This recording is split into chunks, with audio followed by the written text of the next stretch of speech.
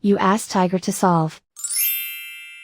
This deals with linear equations with one unknown. The final result is m equals 7. Let's solve it step by step.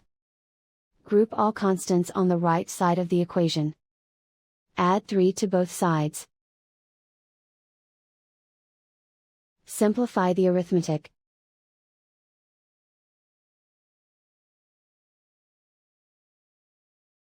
Isolate the m.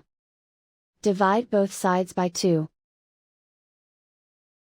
Simplify the fraction. Find the greatest common factor of the numerator and denominator. Factor out and cancel the greatest common factor. And so the final result is m equals 7.